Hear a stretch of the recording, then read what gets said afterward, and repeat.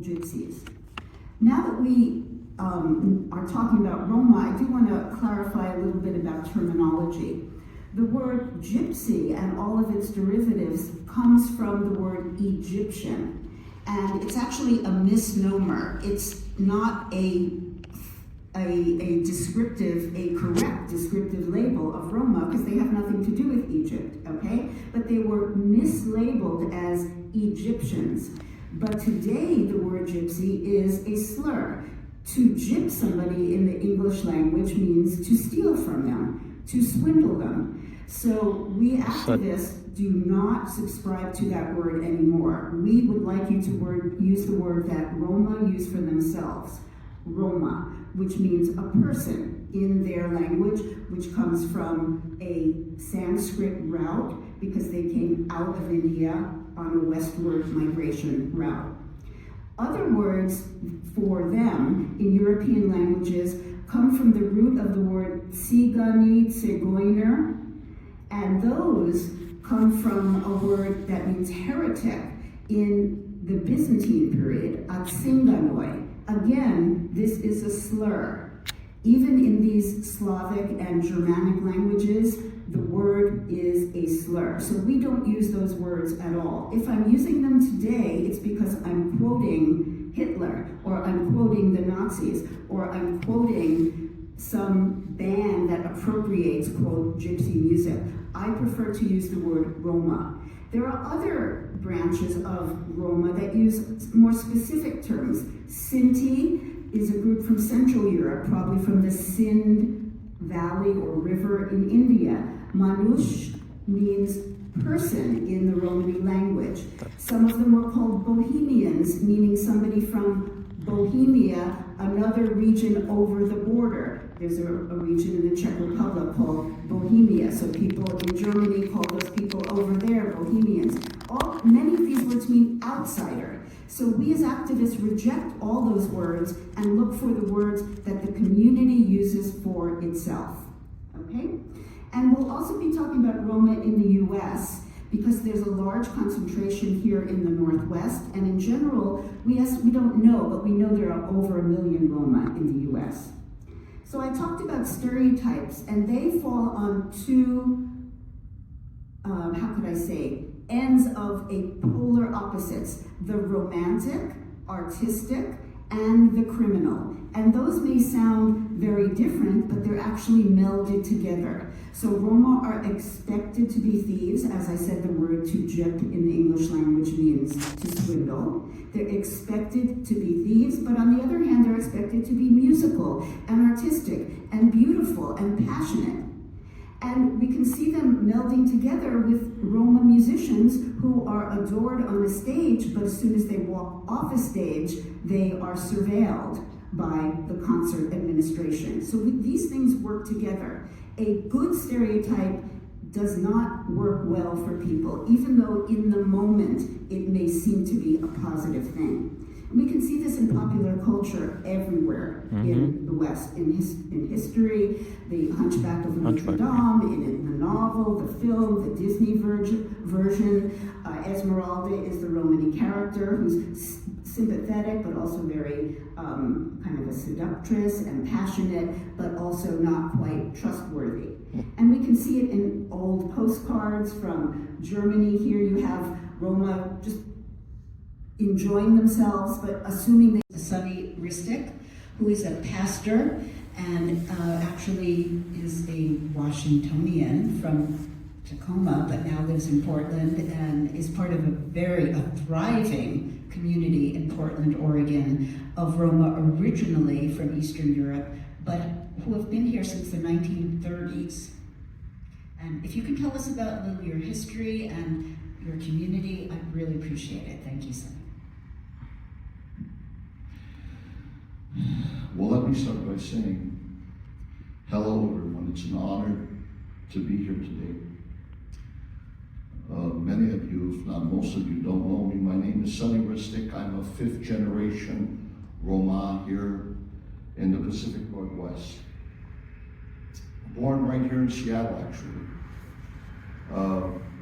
I was invited by my dear friend Carol Silverman to kind of give you here today little bit of background of what it was like living as a Roma in the Northwest.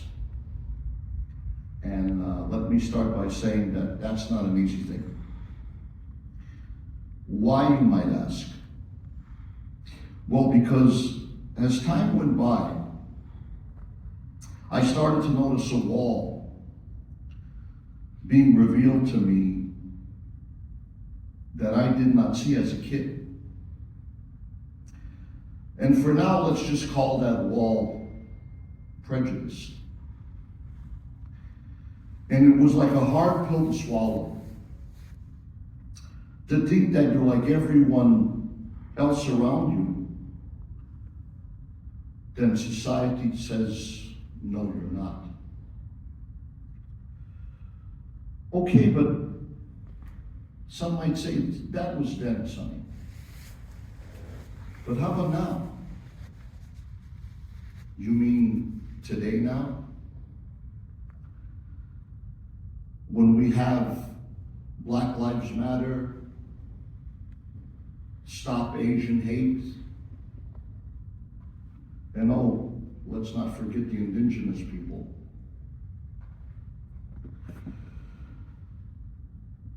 Sadly, the answer is a resounding yes, unfortunately. For me, as recent as just a couple of months ago, and by the way, I'm putting a book together titled, and Carol knows this, Is Prejudice a Bad Word? And like I said, 3 or 4 occurrences in the last month. It's still going on today. We see how this was brought up to us on a big screen and how in depth and in detail Carol has taken us on a journey and showed us how this was portrayed in Germany, Auschwitz. But the sad truth is it's still happening today. I can tell you stories recently, like I said, that we were just not more than a couple weeks ago at a grocery store, and my wife was behind a gentleman at a Winco grocery store, and she started to get the stick that divides the little food, you know, when you put on the conveyor belt. And the gentleman that, or the person I should say, that was in front of her was about, I would say, 65, 70-year-old man. She was a good 5 feet behind him, and he picked up the stick to hit her with it and said, "You know I don't like your kind of people. Please back off, move away." And I was outraged by that, and I called on the manager of the grocery store for help, because this, as you can see, she's an 80-pound woman, and this was a fairly decent-sized man, basically threatening to hit her with the little dividing stick on the conveyor belt. And the response that I got, me and my wife, nobody wanted to help us, nobody wanted to do nothing. Just about 2 weeks ago, maybe less than that, we had some missionary pastors come out from Florida, Romani, by the way. And after our event, we had taken them out to get something to eat at one of the local restaurants. I think it was a Shari's or something like that. And we walked in, 6 of us walked into the restaurant. And it was not very late in the evening, probably around 9:30. And the manager of the restaurant came out from the back and proceeded to get in front of the host that was at the desk and said, oh no, I can't serve you. There's more than 6 of you, and I can't serve more than 6 people. That enraged me because there was a group in front of us that had about 9 people, and they sat them down. So, yeah, it's still happening. That's why I'm here. I'm a voice crying out. Please stop putting us in a box. Please stop stereotyping us. Please stop hurting us. We thought the Holocaust was over. Maybe not. Maybe not. So, we're here today to try to be that voice. I put a foundation together called the Rope Foundation. I'm the founder of it. And the acronym starts for, or means, Romani on Pursuing Equality. That's our vision. To pursue equality and have education just like everyone else. You see, here in America, we didn't have the opportunity to do what Rocky's nephew did. And you can see why from the recent stories I just gave you. So we've been constricted in a lot of ways. And it's been very, very tough, to say the least. But Roma are a very resilient group of people. As you can see, I'm standing here today because my ancestors, which came from Austria, were resilient enough to get here to try to provide the land of milk and honey that they thought that they were going to. But sad to say, it was not so sweet as they might have anticipated for us. So, that's my story. Thank you so much, Sonny. Thank you. So, I think I have some comments, probably Arate has some comments as well, but we'd like to hear from you to maybe get a few questions and comments so that we can kind of go around again and answer anything that you'd like to pose to me or our guests about history, about current situations. Anything is really, really welcome. Comments, questions, anything you'd like to share. There's a microphone, yes. Thank you so much. Can you hear me okay with the mask on? Okay. First of all, I would like to thank you for coming and sharing your stories. I know that it has to be, and for your activism, I know it has to be painful to reveal that. I feel it when you talk. So first I want to say thank you. I actually own the film that we're all about to see. And in one of the bonus interviews, they talk about an International Romani Council was formed in 1971. In 1978, they submitted a petition to the United Nations for some kind of recognition. In 1979, I have to look at this, the United Nations approved that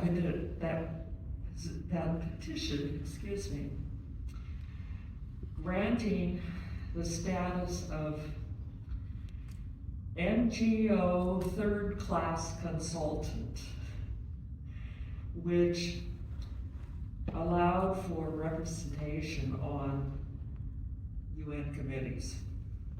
They don't give any more detail, but what I would like to know is, one, has that status ever been upgraded so that there is more of a voice? And two, did it make any practical difference to Romani communities? Yeah, I can answer that. So this was a very historic meeting in 1971 in northern England of Roma. And I'm gonna go out on a limb here, but my ancestors are probably here way before some of yours. As a matter of fact, I know when my ancestor landed at Ellis Island because I have the actual manifest. And he arrived here in 1906. So I think that the thought of us being a nomadic people is just a myth. We're not. But we also want that equality, like my brother just said here, to be able to be like everyone else and be a part of and integrate ourselves into society and not be looked down upon because of the color of our skin that is so primitive of a thinking, and so we're so beyond that. But it just seems like we fly under the radar, and I don't know if it's because we're maybe such a, I know this might sound like an oxymoron, but such a small minority, if that makes sense. I don't know what's behind that, but it just seems to me as though there needs to be more advocating, and then we might see some breakthrough. Yeah, I wanted to make a few comments about nomadism and also about passing as other ethnic groups. So historically, we actually don't really even know if Roma were forced to migrate. First of all, migration is a huge human endeavor. It's not certain groups migrate and so on. Certain groups have been forced to move for various reasons. We don't even know exactly why Roma left India. They might have been service people in armies that were moving westward. We don't really know, but we think that we do have documentation that Roma were evicted and forced to move from certain places, and we think that they probably developed certain occupations to fit that style of life that was forced upon them, like to be in service with metal craft. You take your like mobile blacksmithing tools with you from village to village, and you are needed as a blacksmith from village to village. But you can't stay in one place because you've serviced everybody in that village. You have to move to the next village. So it's like one thing kind of reinforces another. Once you are evicted, then you find a job for eviction. Then you have that job, so you move seasonally, okay? So again, nomadism is, I think, an adaptation to Romani history, and certain groups have used it and have actually adjusted to it. Absolutely. Carol, do you know this story? And I think that some people would like to listen to this. The idea came from, and this is, if you look into the Gypsy Lore Society, you'll find this folklore, that the reason a lot of people think or believe that we're a nomadic people is, this goes way back in antiquity, that when Christ was being crucified, that Roman soldiers went about to some people to create the nails to crucify him. And the first group of people they went to were, I believe, some local blacksmiths of the village, and they did not want to have anything to do with it because it was such a bad thing to be a part of murdering somebody. So they said, oh no, we're not going to make the nails to crucify Christ. So they went to the next blacksmith in town, and that blacksmith also refused. So when they had come to the third party and asked them if they're willing to make the nails to crucify Christ, they so happened to be, which I don't like the term, gypsy, and the gypsy took the took the job, so to speak, and said, "Oh yeah, we'll make the nails." And they started to craft a nail, and they finished the third one. And for some reason, the blacksmith couldn't get the third one to cool off. It just kept staying aglow. It was still hot. He kept pouring water on it, he couldn't do it. So from that juncture, they felt that they were being cursed because they were constructing the nail to crucify Christ. So they dropped what they were doing and they fled. And they went as far as they can. And when they woke up the next morning, that burning nail was still chasing them. Hence the story that they kept going from town to town, and they were running essentially away from the nail. Well, the story is a bunch of hogwash. That's not true. But this is an actual story that's something you could read. It's folklore, of course, but this is where the people get the idea why Roma people travel. They're still running from the burning, glowing nail. So. Yeah, I've heard lots of different versions of that folk Yeah. tale. One is that the fourth nail wouldn't coalesce, and so that's why only 3 nails were used in the crucifixion. Yeah, correct. Yeah, interesting. I just want to say one thing about passing, and then we'll come back to you for a second.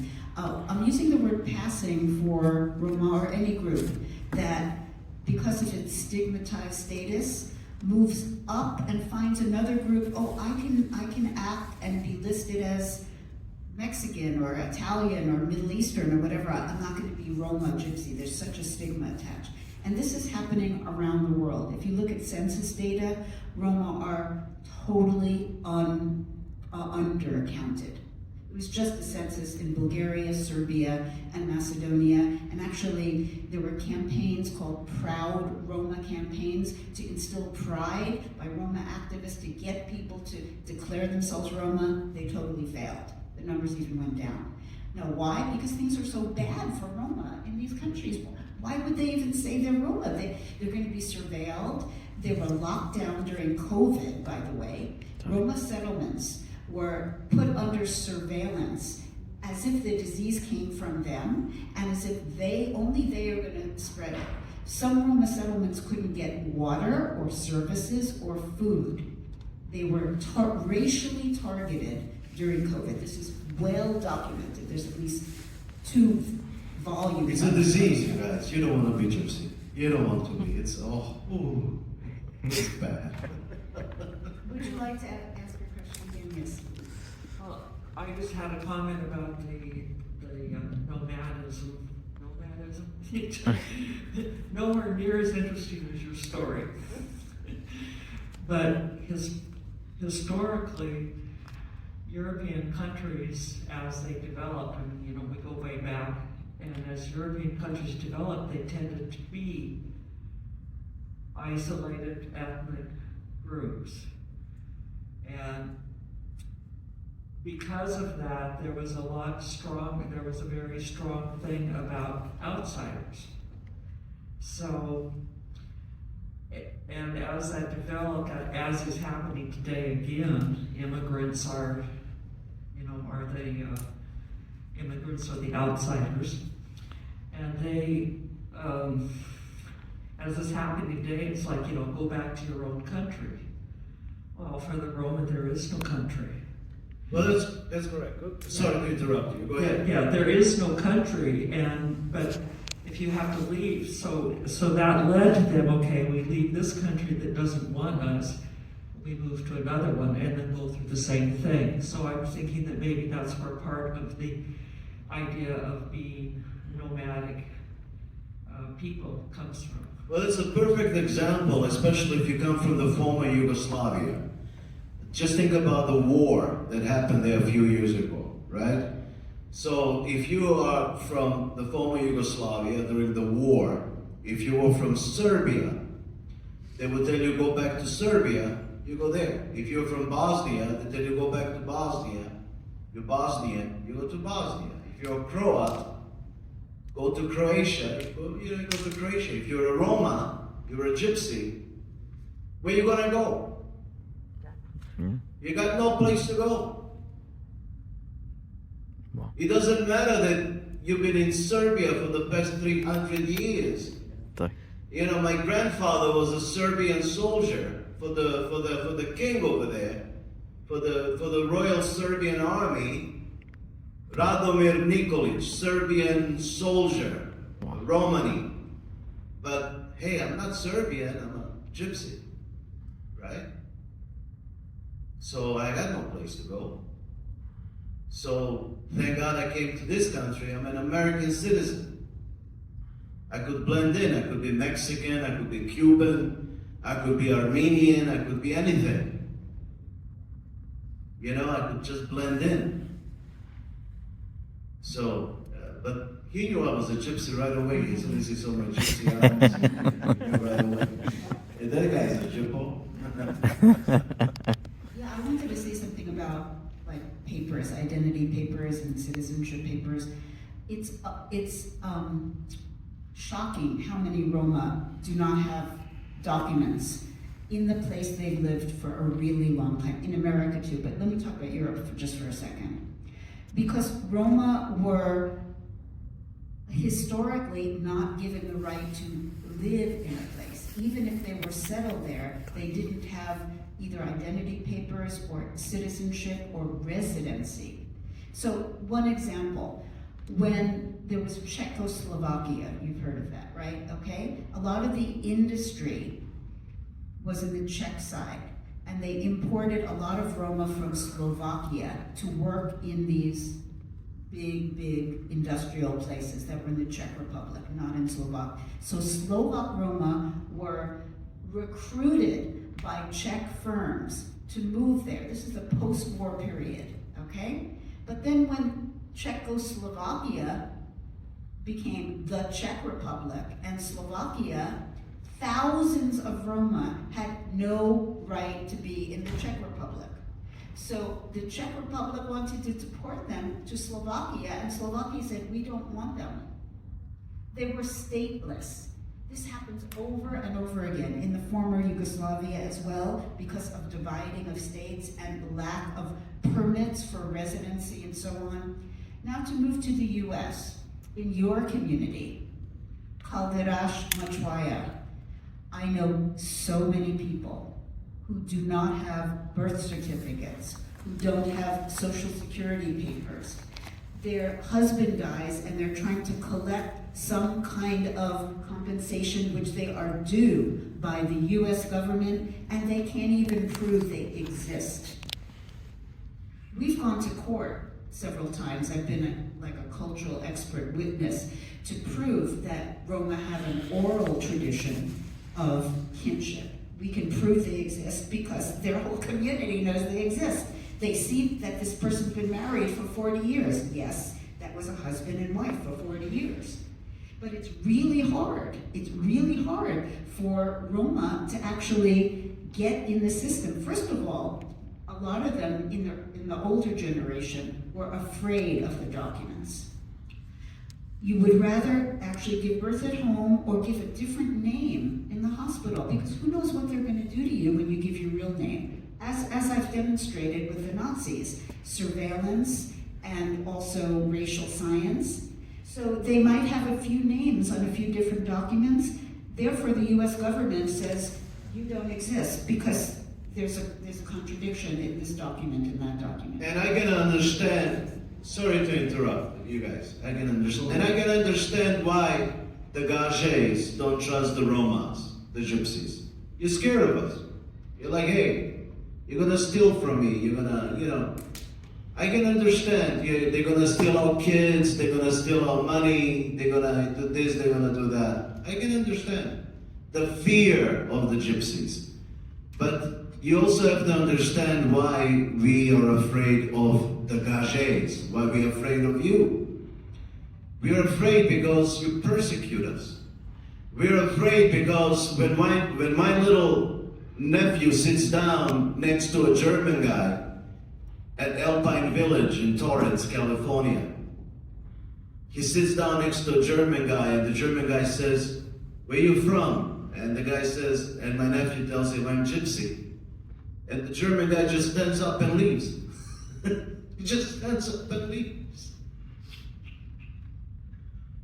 When my niece has to argue with her teacher, who calls her names because she's Roman, at an American high school in LA, we have to hide.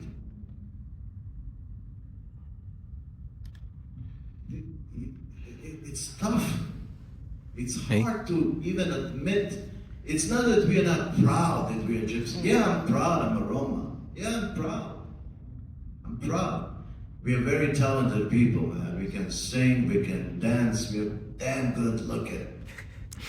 Just check me out. Look at this guy. I think Marilyn Swade said it best when she titled her book, which was published in 1988, Familiar Strangers. Such a perfect title, because that's one of the books that got me to realize how mistreated the Roma people have been in America as well as Europe. She grew up, it's kind of a biography, but she grew up across the way or whatever from a gypsy house and Romani people. So she pursued to go to college and become an anthropologist like Carol Silverman here. And in 1988, I picked up that book and it changed my life. And it made me want to advocate for my people, because just like my brother said here, we are still being treated like third-class citizens in America today. This is absurd, to say the least, because when you get a reaction like that, and I understand that a lot of people can't comprehend that, they can't relate to that, but it's a very, very rejectful feeling, and it actually put some fear into some of our children, even in today's modern society. It's just, and what I'm telling you is 100% accurate, and it's true, and it's sad. It's sad. Thank you. Thank you for sharing